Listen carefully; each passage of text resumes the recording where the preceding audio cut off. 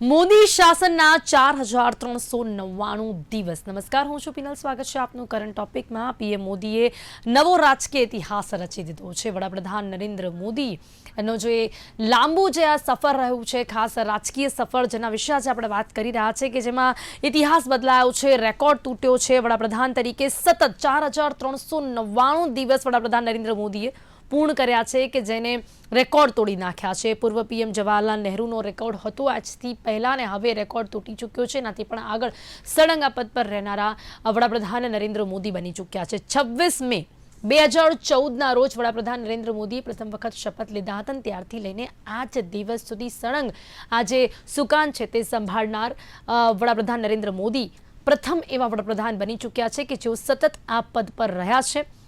સામાન્ય જે જનતા છે, જનતાનો જે અતૂટ ભરોસો વડાપ્રધાન નરેન્દ્ર મોદી પર અત્યાર સુધી જોવા મળ્યો છે। તેમના દ્વારા લેવાયેલા ઘણા એવા નિર્ણયો કે જે નિર્ણયો કદાચ ઘણા કઠિન હતા, કદાચ એવું પણ કહી શકાય કે એવા નિર્ણયો કે જેના કારણે કદાચ જનતા નારાજ થઈ શકે, ગુસ્સે થઈ શકે, પરંતુ છતાં પણ ખૂબ જ અતૂટ ભરોસાની સાથે તેમના દ્વારા લેવામાં આવેલા ઘણા નિર્ણયોની વાત કરીશું। અને એવા નિર્ણયો કે જેના કારણે આજે પણ સામાન્ય જનતા વડાપ્રધાન નરેન્દ્ર મોદી પર આજે ભરોસો કરતી આવી છે, જે કરી રહી છે। તેવા કયા કયા નિર્ણયો છે પીએમ મોદી પર દેશની જનતાના અતૂટ ભરોસાના ઘણા બધા કારણો છે જેના વિશે વાત કરીશું। તેની સાથે જ 12 વર્ષમાં 8થી વધીને 22 રાજ્યોમાં જે એનડીએની સરકાર બની છે, જે સરકાર બનવાનું મહત્વનું કારણ જ વડાપ્રધાન નરેન્દ્ર મોદી છે। કારણ કે જેમ કે આપણે કહીએ છીએ કે ભાજપમાં જીતનો હંમેશાથી શ્રેય વડાપ્રધાન નરેન્દ્ર મોદીને જાતો હોય છે, એ કોઈ પણ રાજ્ય કેમ ના હોય।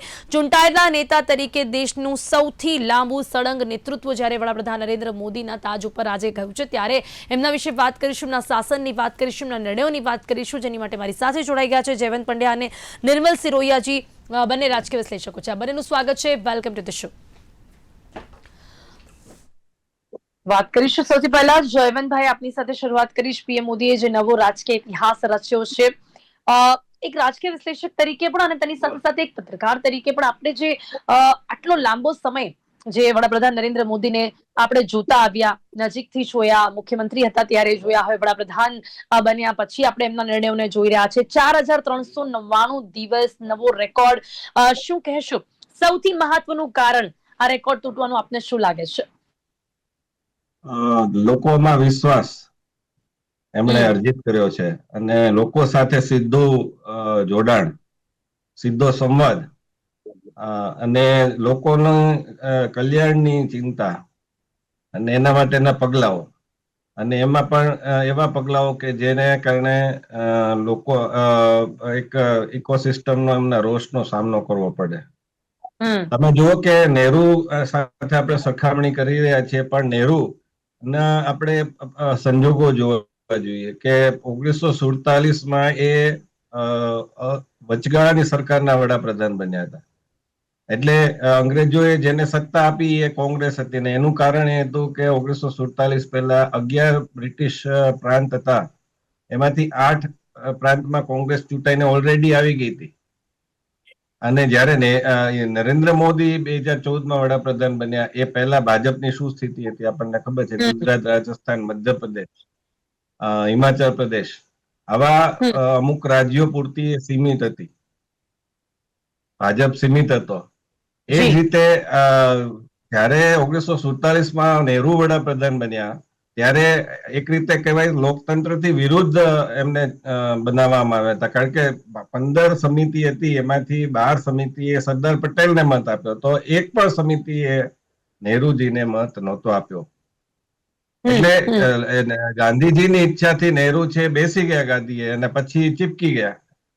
1952માં જયારે ચૂંટણી થઈ એ સંજોગો પણ જોઈએ કે 2014માં ચૂંટણી થઈ અને 1952માં ચૂંટણી થઈ।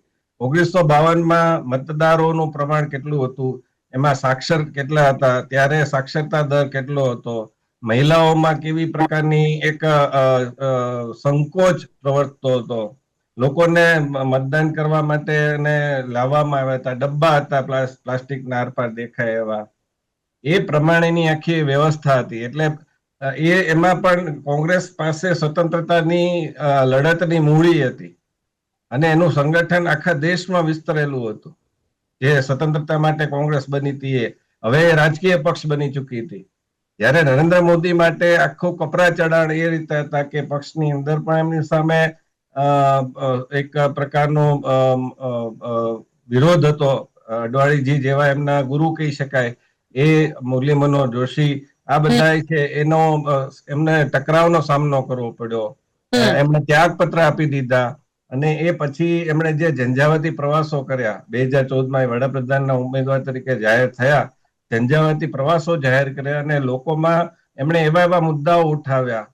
કદાચ આજે કોઈ વિરોધી એમ કહી શકે કે અમુક તો પૂરા નથી કર્યા એવું પણ કહી શકે, પણ મોંઘવારીનો માર સામે એમણે મુદ્દો ઉઠાવ્યો, એમણે બેરોજગારી સામે મુદ્દો ઉઠાવ્યો. પણ ઓવરઓલ 2014માં જયારે પરિણામ આવ્યા ત્યારે સ્પષ્ટ બહુમતી સાથે આવ્યા. ચાલો એ 2014ની વાત હતી, પણ 2019માં વચ્ચે આપણે નોટબંધીનો ગાળો યાદ કરવો જોઈએ, ઉડીનો આક્રમણ યાદ કરવું જોઈએ પાકિસ્તાન દ્વારા થયેલું.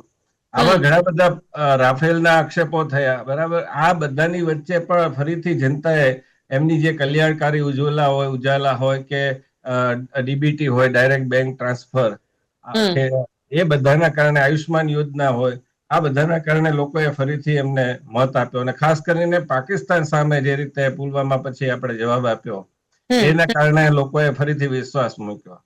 અને જી, એટલે દ્વારા લેવાયેલા ઘણા એવા નિર્ણયો છે કે જેના કારણે કદાચ કોઈ પરિસ્થિતિ એવી આવે પણ છે છતાં પણ એ નિર્ણય ક્યાંક મહત્વપૂર્ણ સાબિત થાય છે સામાન્ય જનતા માટે, ને જેના કારણે જ એમના પરનો જે ભરોસો છે તે આજે પણ યથાવત જોવા મળી રહ્યો છે. નિર્મલજી, શું કહેશો આપ? ખાસ હું પૂછીશ કે એક મુખ્યમંત્રી તરીકે વડાપ્રધાન, એક મુખ્યમંત્રી તરીકે નરેન્દ્ર મોદીજી અને એક વડાપ્રધાન તરીકે નરેન્દ્ર મોદીજી, એ બંનેને આપણે કેવી રીતે અલગ અલગ આજે જોઈ રહ્યા છે? શું ચેન્જીસ આપણે જોયા છે? કારણ કે હવે એમના શાસનને 4399 દિવસ પૂર્ણ થયા છે. એમના નેતૃત્વને કેટલું બદલાયેલું આપણે જોયું? देखिए पिनल, नरेंद्र मोदी के पूरा व्यक्तित्व जो है वो उनके लक्ष्य तय है जीवन में पहले से, चाहे बचपन का उनका जीवन का देख लीजिए, युवावस्था देख लीजिए, या फिर मुख्यमंत्री के रूप में गुजरात में पहुंचना उनका, उन्होंने तय कर रखा। मतलब शायद केंद्रीय नेतृत्व की भावनाएं क्या रही हो, लेकिन उनके जीवन के लक्ष्य तय थे कि मुझे यहां तक पहुंचना है और क्या करना है। उनकी देखिए, संघ की पृष्ठभूमि से आए सभी लोग, सबके मन में राष्ट्र भाव रहता है, राष्ट्र के प्रति काम करने का रहता है, लेकिन जहां सत्ता मिलती है उनके कार्य की स्थिति बदल जाती है, उनके कार्य करने की तरीके बदल जाते हैं। वे कुर्सी के चाह में कठोर निर्णय लेने में हिचकिचाते हैं। आप देख लीजिए, ऐसा नहीं है कि भारतीय जनता पार्टी की पूरी साफ गोई है, पूरा हिंदुस्तान में उनके सारे मुख्यमंत्री या उनके केंद्रीय मंत्री बहुत अच्छा काम कर रहे हैं, लेकिन नरेंद्र मोदी में कठोर निर्णय लेने की जो क्षमताएं है वो अद्भुत है। आप देखिए, उनका एक कोई निर्णय बता दीजिए जिसमें उनके राजनीतिक नुकसान की संभावनाएं नहीं थी, लेकिन उन्होंने परवाह नहीं की। यही व्यक्तित्व उनको एक ऐसी छवि प्रदान करता है। नरेंद्र मोदी जब 2024 में चुनाव लड़ने के लिए मैदान में गए, तब उन्हें बिल्कुल उनका कॉन्फिडेंस लेवल बहुत ही उच्च लेवल का था। आपके गुजरात में जब वो थे और मतलब उन्हें मुख्यमंत्री रहते हुए प्रधानमंत्री का ऑफर मिला था, तो वहां उन्होंने अधिकारियों से, अभी आज मैं थोड़ी देर पहले बात चल रही थी, आपके सीआर पाटिल जी केंद्रीय मंत्री हैं, उन्होंने बताया कि कैसे उन्होंने अधिकारियों के साथ बैठकर निर्णय लिया और अधिकारियों को बताया कि भाई मैं केंद्र में जा रहा हूं। मतलब ये कॉन्फिडेंस लेवल एक ऐसे मुख्यमंत्री को जिसके विरोध में उनके ही दल के लोग थे उस समय। देखिए, ये सच्चाई है। जब वे प्रधानमंत्री बनने वाले थे तो उनके राजनीतिक प्रतिद्वंदी, उनसे वरिष्ठ नेता, कई लोग उनके विरोधी थे, और लेकिन उन सबको दरकिनार कर उनका जो अपना विश्वास था, उनका जो कॉन्फिडेंस था कि मैं केंद्र में जाऊंगा, और वो केंद्र में गए। ना सिर्फ गए, उन्होंने एक ऐसी विधानसभा चुनी, ऐसी लोकसभा अपने लिए चुनी जो अन्य राज्य में थी, जहां की राजनीति का सिनेरियो बहुत ही अलग है। उत्तर प्रदेश की राजनीति इतनी आसान नहीं है। गुजरात की राजनीति और उत्तर प्रदेश की राजनीति में जमीन आसमान का अंतर है। गुजरात का डेवलपमेंट का फॉर्मेट था, और यूपी में उस समय माफिया, गुंडागर्दी, धर्म, जाति, ये सब चीजें थी। इन सब से उभरने के बाद वो अगर वाराणसी सीट को भारी बहुमत से जीतते हैं, तो ये नरेंद्र मोदी का व्यक्तित्व था। तो उस व्यक्तित्व के सहारे वे आज तक यहाँ पर पहुंचे हैं। मुझे एक सवाल ये भी होता है कि ये कहीं ना कहीं एक कारण ऐसा भी है कि मोदी जी जब से सत्ता पर आए तब से विपक्ष भी बहुत कमजोर है। नहीं, आप ये तो अगर स्वाभाविक है, बिल्कुल तो स्वाभाविक ये है भी एक पिनल। रीजन हो जाता है कि टफ से टफ डिसीजन लेने में भी कहीं ना कहीं हमेशा से एक फायदा ही होगा, इतना नुकसान नहीं हो पाएगा क्योंकि विपक्ष इतना कमजोर रहा है। देखिए पिनल, बिल्कुल मान के चलिए कि नरेंद्र मोदी की सफलता, तीसरा कार्यकाल जो उन्हें मिला है, वो विपक्ष की कमजोरी से मिला है। विपक्ष कॉन्फिडेंस में नहीं है, विपक्ष एकजुट नहीं है, विपक्ष के पास कोई नीतियां नहीं है, जनता के पास जाने के मुद्दे नहीं है। देखिए, ऐसा नहीं है कि केंद्र सरकार के खिलाफ कोई मुद्दे ही नहीं है। अरे आज आप मूलभूत सुविधाओं के लिए आज भी लोग परेशान हैं। देखिए, बेरोजगारी को लेकर कोई बहुत अच्छी नीति नहीं है केंद्र सरकार की, मैं बिल्कुल इसके पक्ष में नहीं हूं। आज भी देश में आप रोजगार के लिए बहुत अच्छे प्रबंध नहीं हो पाए हैं। देखिए, बड़े पुल बनाना, बड़े निर्णय लेना, अंतरराष्ट्रीय स्तर पर अपनी धाक जमाना, ये सब चलता है, लेकिन हम 140-46 करोड़ आज दुनिया की सबसे बड़ी आबादी और उसकी आबादी के सबसे ज्यादा युवा, और उनके लिए अगर हम रोजगार की व्यवस्था नहीं कर पा रहे हैं तो यह अराजकता सड़कों पर थोड़े दिन बाद आपको दिखाई देगी। देखिए, सीजेपी के नाम पर, कांग्रेस जनता पार्टी के नाम पर या कोई अन्य धंधे के नाम पर अगर लोगों को भड़काया जा रहा है, युवाओं को एकजुट किया जा रहा है, जी तो जी मान जी, के बिल्कुल चलिए सही है निर्मल जी, आने वाले लेकिन फिर समय भी में कहूंगी नुकसान कि बहुत है। वो नीति का विरोध होगा, लेकिन मोदी जी का विरोध तब भी नहीं होगा। જયવંતભાઈ શું કહેશો? ખાસ કરીને ઘણી એવી નીતિઓની વાત કરી અને હું એમ કહીશ કે આપણે ઘણા બધા એવા વડાપ્રધાન જોયા કે જેમની ઘણી નીતિઓના વખાણ થયા, પણ એમાં પણ એક અલગ છાપ વડાપ્રધાન નરેન્દ્ર મોદીની જોવા મળી। મનમોહન સિંહની વાત કરી લઈએ કે જેમને છે ને કદાચ એક એવું પ્રતિનિધિત્વ તેઓ ન કરી શક્યા કે જેના કારણે તેઓ ઉભરીને વારંવાર લોકોની નજરમાં આવી શકે, પણ એમનું ફાઇનાન્શિયલ બેકગ્રાઉન્ડ બહુ જ સારું હતું। એમને હંમેશાથી યાદ કરવામાં આવે છે કે જ્યારે આર્થિક રીતે કોઈ પણ યોજનાની વાત હોય, કોઈ પણ નિર્ણયોની વાત કરવામાં આવે, પણ છતાં પણ વડાપ્રધાન નરેન્દ્ર મોદીના અમુક નિર્ણયો એનાથી કંઈક અલગ એવા જોવા મળ્યા કે જે સીધા સામાન્ય જનતાને અસર કરે। જેમ કે જો 370 ની કલમની તમે આપણે વાત કરી લઈએ, રામ મંદિરના મુદ્દાની વાત કરી લઈએ, એમના મુદ્દાઓ થોડાક અલગ જોવા મળ્યા છે હંમેશા।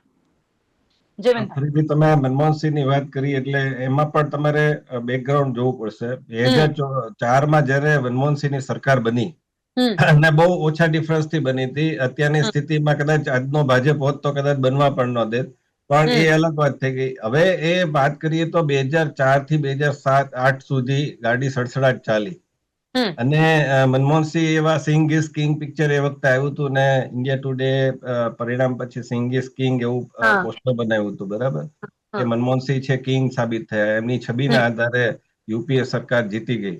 પરંતુ વાત એ આવશે કે 2004માં જયારે અટલજીની સરકાર એમણે છોડી, એમને હાર થઈ, ત્યારે પરિસ્થિતિ શું હતી? 8% જીડીપી નો ગ્રોથ હતો। હવે એ ગ્રોથ છે 2014માં આવતા આવતા 4.5% જેવો થઈ ગયો, અને આપણું મૂડીઝ ને જે બીજા છે રેટિંગ એજન્સી, એ લોકો ડાઉનગ્રેડ કરતા હતા, ને પાકિસ્તાનના સૈનિકો આપણે ત્યાં કાશ્મીરમાં આવી અને જવાનોને 2 જવાનોને માથા વાઢીને ચાલ્યા ગયા હતા। 26 નવેમ્બરનો આક્રમણ આપણને યાદ છે। એ 2008નો ગાળો યાદ કરીએ તો કેટલા બધા દેશના કેટલા બધા શહેરોમાં બોમ્બ બ્લાસ્ટ થયા હતા। બેંગલુરુ થી માંડીને, હૈદરાબાદ થી માંડીને, પુણે થી મુંબઈ ને અમદાવાદ ને, આપણે અમદાવાદ તો ભૂલી શકીએ એમ નથી, ટ્રોમા સેન્ટર ઉપર થયું હતું, બરાબર, જયપુર, દિલ્હી, અને એક જ દિવસ, 2 દિવસના અંતરે ફરી થાય। એટલે તમે આજે એક દિવસ થયું હોય તો તમે સતર્ક કરી નાખો પોલીસને ને બધાને, પણ બીજા દિવસે પાછું થાય એટલે તમારી એજન્સીઓ કેટલી એ વખતે સતર્ક નહોતી એ સાબિત થાય। અને પાકિસ્તાન પ્રત્યેની ઢીલી ઢાલી નીતિ, આટલા 26 નવેમ્બર પછી પણ પાકિસ્તાનના વડાપ્રધાન રાજા, હું નામ ભૂલી રહ્યો છું, રાજા ચૌધરી કે એવું કંઈક હતું, એ અહીંયા એક ખાનગી મુલાકાત આવે છે, સરકારી મુલાકાત અલગ હોય છે। પુતિન ની બધા આવે તો સરકારી મુલાકાત એક અલગ હોય છે કે એને નક્કી હોય કે વડાપ્રધાન સાથે મંત્રણા કરશે, રાષ્ટ્રપતિને મળશે, એ આખી અલગ વાત છે। પાછો ખાનગી મુલાકાત આવે અજમેર દરગાહની, એ વખતે સલમાન ખુરશીદ આપણા વિદેશ પ્રધાન એમને બિરયાની ખવડાવે છે। આ પ્રકારની નીતિના કારણે ભારતીયોમાં ભારતીય પાસપોર્ટનો એક કોન્ફિડન્સ, એનું મૂલ્ય ભ્રષ્ટાચારની રીતે તમે જુઓ તો કેટલું બધું ઘટી ગયું હતું, અને આપણો જે દેશ છે 11મા સ્થાને પહોંચી ગયો હતો, અને ત્યાંથી લઈ અને આજે આપણે 5મા કે 6ઠ્ઠા ક્રમે પહોંચ્યા છીએ એક નીતિના કારણે। અને એક પછી એક તમે 2008 થી પછીનો ગાળો જો 2009માં ફરીથી ચૂંટાયા પછી, તો કોઈ પ્રધાનો કાબુમાં નહોતા, મોંઘવારી વધે તો રાતબબર શું કહેતા હતા કે 5 રૂપિયા હેમંતભાઈ, જમવાનું હજી મળે પણ છે. જેમ કે નિર્મલજીએ કહ્યું કે હજી પણ એવા તો ઘણા મુદ્દાઓ આપણા ત્યાં એવા ને એવા જ છે. રોજગારી માટે હજી પણ ક્યાંક આપણે જોઈ રહ્યા છે કે યંગસ્ટર્સ આજે પણ એ લોકોમાં એક આક્રોશ જોવા મળે છે. બેરોજગારીનો મુદ્દો છે, મોંઘવારીનો હજી પણ મુદ્દો છે. ચલો, આ અત્યારે ગ્લોબલી સિચ્યુએશનના કારણે મોંઘવારી નહીં, પણ જનરલી પણ આપણે ત્યાં મોંઘવારીનો, એજ્યુકેશન, એના કારણે હજી પણ એ જ વિરોધ જોવા મળે છે કે જે ઘણા વર્ષોથી જોવા મળી રહ્યું છે. આ બધી પરિસ્થિતિઓ હજી ક્યાંય બદલાયેલી જોવા નથી મળી. એ વાત સાચી છે. રોજગારીની જરા આપણે વાત કરીએ ને, તો રોજગારી માટે ભાજપ હોય કે કોંગ્રેસ, એ લોકોએ જે માપદંડથી એ લોકો પ્રશ્ન ઉઠાવે છે, એ માપદંડ આપણે એને આખી અલગ ડિબેટ થઈ જશે. છતાં એક વાક્યમાં કહી દઉં કે માપદંડ આપણે તપાસવાની આવશ્યકતા છે. કોઈ પદ ઉપર હજારો અરજીઓ આવે તો એનો અર્થ એ નથી કે બધા હજાર બેરોજગાર છે. બરાબર? એ આંકડા, હું દાખલા તરીકે આજની તારીખે હું મારી વાત કરું છું, કદાચ કે હું એક સમય કોલેજમાં તો ત્યારે મેં નેશનલ એમ્પ્લોયમેન્ટ એક્સચેન્જમાં નામ નોંધાવ્યું. હવે હું અત્યારે કમાઉં છું, પણ મેં કદાચ નામ નથી કઢાવ્યું, તો હું બેરોજગાર ગણાઈશ સરકારી કાગળ ઉપર. અને કોઈ આરટીએ કરશે તો મારું નામ પણ બેરોજગારમાં આવતું હશે. ઓકે. એટલે એવી શક્યતા ઘણી બધી છે. બીજું કે સ્ટાર્ટઅપ અને યુનિકોર્ન, એની તમે સંખ્યા જુઓ કે દિવસે દિવસે એ વધતા જાય છે. એમએસએમઈ જુઓ તમે, વધતા જાય છે. મૂડીરોકાણ વધતું જાય છે. વિદેશી ઉનિયામણમાં અત્યારે યુદ્ધની સ્થિતિ છે એટલે તકલીફ પડી છે, પણ વિદેશી ઉનિયામણ પણ આપણે ત્યાં સારું યુદ્ધ પહેલા હતું, એ આપણે જોવું પડે, ફોરેક્સ રિઝર્વ. તો આવા ઘણા બધા માપદંડ છે. હા, એમાં કોઈ શંકા નથી કે કેટલીક નીતિઓ એવી થઈ છે જેમાં પ્રશ્નો ઉઠ્યા છે અને ખેડૂતોના આંદોલન થયા છે. સીએ નો કાયદો આવ્યો પછી એ પણ આંદોલન થયું છે. ખાસ કરીને શિક્ષણમાં હું કહીશ કે શિક્ષણમાં ખૂબ ખરાબ કામ થયું છે. અને હજી પણ પરીક્ષાના પેપરો લીક થાય છે. અહીંયા ગુજરાતમાં જેમ આપણે એને નિવારી શક્યા છે, હસમુખ પટેલને ચેરમેન બનાવ્યા, એમને સોંપી. હવે કદાચ આ ફરીથી લેવાશે ત્યારે આશા રાખીએ, કારણ કે વાયુસેનાને સોંપવામાં આવ્યું છે. પણ એનઈટીના પેપર કે લીક થવા, સીબીએસઈ ની પરીક્ષામાં જે નવી સિસ્ટમ દાખલ કરી એમાં ગડબડો થવી, આના કારણે ખૂબ સ્થિતિ, યુજીસી ના નિયમો જે આવ્યા. पर घना बड़ा कारणों से निर्मल जी, लेकिन फिर भी हम ये देखेंगे कि इन रीजंस के बाद भी मोदी जी की लोकप्रियता कहीं कम नहीं होगी.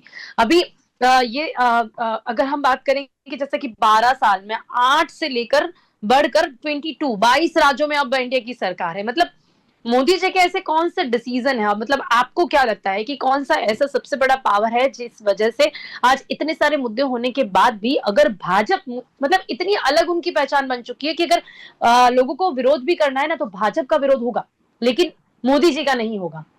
काफी लोगों के देखिए, स्टेटमेंट आपने सुने होंगे कि हाँ, हम बीजेपी का विरोध कर रहे हैं, लेकिन मोदी जी की लोकप्रियता में कोई कमी नहीं आएगी. बिल्कुल संदेह, ये बात सही है कि कई, आप देखिए ना, यही वजह है कि भारतीय जनता पार्टी ने किसी भी विधायक को उठाकर मंत्री, सीधा मुख्यमंत्री पद पर बैठा दिया है. ये कारण है कि वहां की जो जीत है उसमें नरेंद्र मोदी का हाथ है. वही चाहे पश्चिम बंगाल हो, मध्य प्रदेश हो, राजस्थान हो या दिल्ली हो, कहीं पर भी ऐसा नहीं है कि वहां का स्थानीय लीडर इतना लोकप्रिय था कि उसे अगला टर्म दिया जाए. लेकिन नरेंद्र मोदी का एक ऐसा नाम है, उनकी विश्वसनीयता, लोगों में भरोसा. देखिए, लोगों को ये भरोसा है कि ये व्यक्ति सब कुछ करेगा, लेकिन देश के खिलाफ काम नहीं करेगा, देश के लोगों के खिलाफ काम नहीं करेगा, देश के आम लोगों के खिलाफ कोई काम नहीं करेगा. निश्चित रूप से जो चुनौतियां हैं, दुनिया भर में जो चुनौतियां हैं, उन चुनौतियों के बीच भारत को एकजुट रखना और भारत को आगे बढ़ाना, इन दो कामों को लेकर नरेंद्र मोदी आगे बढ़ रहे हैं. इस कारण से शिक्षा, स्वास्थ्य, रोजगार, ये जैसे अपने हिंदुस्तान की जो आवश्यकता है, उनसे थोड़ा ध्यान हट रहा है. ध्यान से मतलब ये है कि उन पर पूरी तरह ध्यान इसलिए नहीं दिया जा पा रहा है कि कोई ना कोई रोज नई समस्या. देखिए, नरेंद्र मोदी के खिलाफ विपक्ष के पास आज कोई मुद्दे नहीं है जिन ठोस मुद्दों को लेकर वो सड़क पर उतर सके, उनकी खिलाफत कर सके. यही वजह है कि ऐसे ऐसे मुद्दे लेकर उनके खिलाफ आरोप लगाए जाते हैं, उन पर अभद्रता पूर्वक व्यवहार किया जाता है, उनसे अभद्रता पूर्वक उनके लिए बोला जाता है. यह निश्चित रूप से हमारे पास एक सक्षम विपक्ष ना होना, यह भी लोकतंत्र की बहुत बड़ी कमजोरी है. देखिए, विपक्ष अच्छा होगा तो सरकार को काम करने में और आनंद आएगा, उसको काम करने की दिशा मिलेगी. देखिए, अटल बिहारी वाजपेयी से लेकर और भी अन्य नेता जो विपक्ष में रहे, वीपी सिंह हो, चंद्रशेखर हो या देवगौड़ा जैसे लोग हो, सब कुछ, सबने, सबकी एक गरिमा थी, सबने गरिमा के साथ काम किया. लेकिन आज आप संसद के हाल देख लीजिए, वहां पर आपको ऐसा लगता है जैसे कोई हाट बाजार में लोग बैठे हो और सड़क छाप लोग जो हरकतें करते हैं, जो सड़कों पे प्रदर्शन होते हैं वैसे विपक्ष संसद की जी गैलरी और संसद की सीढ़ियों पर होते हैं, तो निश्चित रूप से बहुत ही निंदनीय है। ऐसे में नरेंद्र मोदी के लिए जो काम करने में दिक्कत आ रही है कि उन्हें जो संसद में सभी मुद्दों पर सहयोग मिलना चाहिए। देखिए, महिला आरक्षण का मुद्दा ऐसा नहीं है जिसमें विपक्ष को विरोध करना चाहिए, लेकिन सिर्फ नरेंद्र मोदी का विरोध करना है, भारतीय जनता पार्टी का विरोध करना है। इस विरोध की राजनीति ने देश की दिशा को भ्रमित कर दिया है। यह सबसे कठिन संघर्ष नरेंद्र मोदी के लिए है। बावजूद इसके वे लगातार काम कर रहे हैं और अच्छा काम कर रहे हैं। जी बिल्कुल। निश्चित रूप से निर्मल हिंदुस्तान जी, के लोगों जैसा को अगर अगर हम उनके डिसीजन में सबसे अच्छे डिसीजंस की बात करें तो कहीं आपको लगता है कि बरसों से जो लोगों का मंदिर का सपना और जम्मू कश्मीर में 370 की कलम हटाना, ट्रिपल तलाक, ये जो डिसीजन, ये जो निर्णय है, ये हमेशा उनकी छवि के साथ जुड़े हुए रहेंगे? हमेशा से ऐसे सपने जो लोगों ने देखे थे, जो उनके आने पर ऐसा लगता था कि ये शायद अब कभी पूरे नहीं हो पाएंगे, ये जो निर्णय है ना, वो हमेशा आपको लगता है कि लाइफ टाइम हम उनके साथ जुड़ चुके हैं? जो जनता मतलब उनको जो प्यार मिल रहा है जनता से, उसका कारण हमेशा ये निर्णय रहेंगे? निर्मल जी, देखिए पिनल, यही तो बात कर रहा हूं मैं कि विश्वसनीयता जो उन्होंने समाज के हर वर्ग में, युवाओं के आज वे सबसे लोकप्रिय है। देखिए, उनके 12 साल के कार्यकाल में जो 18 साल से अधिक उम्र के बच्चे बड़े हुए हैं, उन्होंने कुछ और देखा ही नहीं, उन्हें सिर्फ नरेंद्र मोदी नजर आ रहे हैं। जब वो उसके विरोध में किसी नेता को देखते हैं तो राहुल गांधी या अरविंद केजरीवाल जैसे ऐसे चेहरे नजर आते हैं जो बेदाग नहीं, जिनके चेहरे पर दाग नहीं, जिनके पास आकर्षण नहीं है लोगों को खींच लेने का। तो ऐसी, और जो मुद्दे की बात आप कर रहे हैं, निश्चित रूप से 370 तो लोगों ने सपना भी नहीं देखा था। लोगों को जागती आंखों से और सोते में भी ये सपना नहीं था कि ये धारा 370 या वहां से अनुच्छेद का को विराम लग सकता है या कश्मीर के हालात बदल सकते हैं। वो बदला।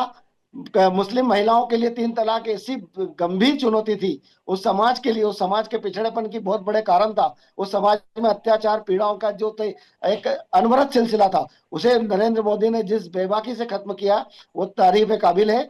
इसके अलावा राम मंदिर के लिए देखिए प्रयास होते रहे, 500 साल हो गए, कई लोगों ने संघर्ष के साथ बलिदान तक दिया है, लेकिन नरेंद्र मोदी के कार्यकाल में उसको पूर्ण आहुति दी गई। उसे जिस तरीके से कोर्ट में पेश किया गया, जिन साक्ष्यों को खड़ा किया गया, जिन वकीलों को खड़ा किया और जिस दमदारी से उसको लड़ा गया और उसका परिणाम हासिल किया गया, निश्चित ही तारीफ काबिल है।